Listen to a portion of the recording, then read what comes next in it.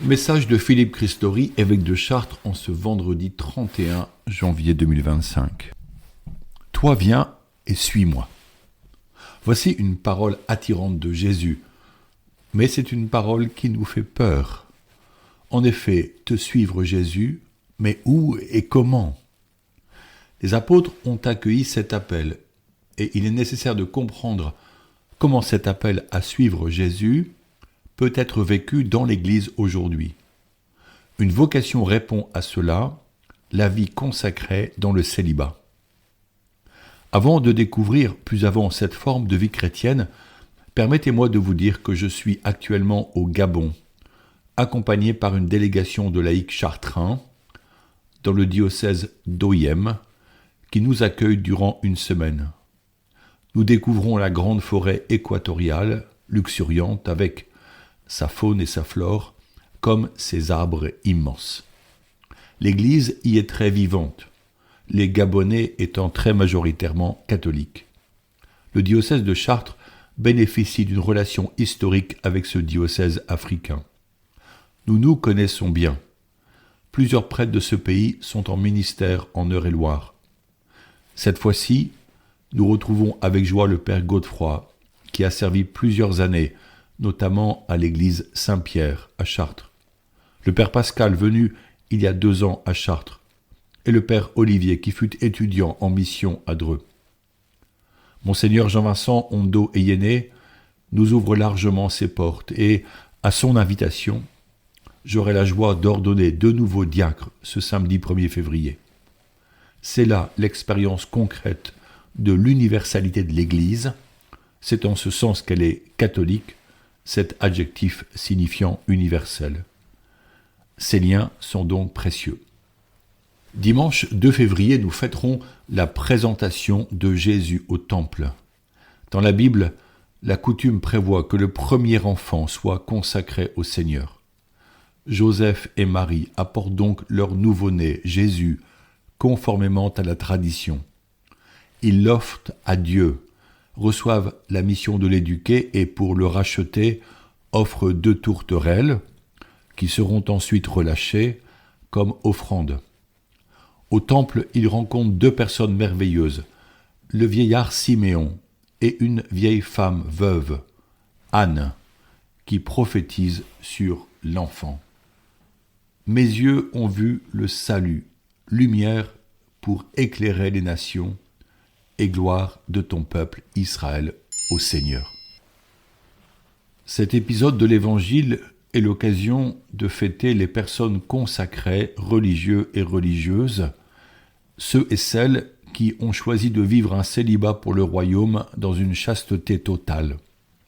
Certes, hommes et femmes sont créés pour s'unir et procréer. Parmi nous baptisés, certains reçoivent de l'Esprit Saint le charisme de cette consécration vécue dans un célibat pour être tout à Dieu au cœur du monde, que ce soit dans un monastère ou rattaché à une congrégation apostolique et servante, ou encore comme laïc consacré dans le monde. Dans cette dernière situation, la personne travaille comme les autres, vit seule ou en fraternité de vie, et assume une vie de prière dense pour porter la vie de l'Église et ses missions dans une supplication quotidienne. Des millions de fidèles vivent ainsi ce célibat pour le royaume. Ce sont des veilleurs qui nous accompagnent avec discrétion. Ils forment une chaîne qui soutient l'évangélisation de la société. Leur joie et leur fidélité sont un signe et un encouragement précieux pour tous. Ce 2 février, sachons les honorer si nous en connaissons certains. Rappelons-nous du verset du psaume 8. Qu'est-ce que l'homme pour que tu penses à lui ? Pouvons-nous voir en cette vie consacrée une voie d'excellence pour vivre relié à notre Dieu créateur ? Tu nous as fait pour toi, Seigneur, et notre cœur est sans repos tant qu'il ne repose en toi, écrivait saint Augustin.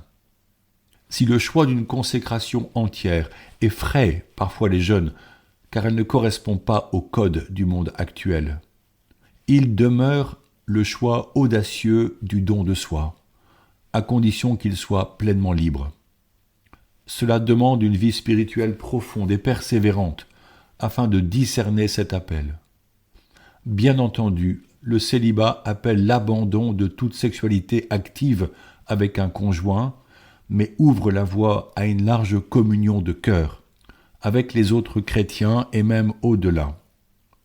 Chacun de nous est un être sexué, mais ceux qui ont fait le choix libre du célibat consacré offrent au Seigneur leur capacité à procréer pour témoigner de l'amour divin qui peut combler un cœur humain.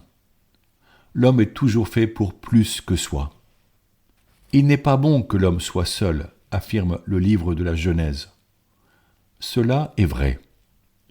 Le besoin fondamental de l'homme à ne pas être seul trouve habituellement une réponse dans le mariage. Mais il peut également s'épanouir dans diverses formes de fraternité. Quand l'Église locale est une famille fraternelle, attentive à chacun, la personne célibataire expérimente l'affection des frères et des sœurs, elle se sait entourée et soutenue, elle goûte à une forme de tendresse non charnelle, mais affective. Les personnes se soutiennent face aux épreuves de la vie. L'être humain a besoin d'une communauté, parfois de plusieurs, la famille, l'équipe professionnelle, la paroisse, etc. Réfléchissons sur une question. Les consacrés sont-ils aimés de manière spéciale par Dieu ?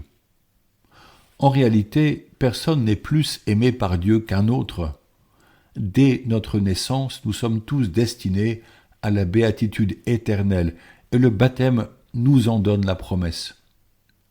Mais il existe une injustice dans le fait d'ignorer l'amour divin parce que personne n'en parle ouvertement. L'évangélisation est donc une urgence.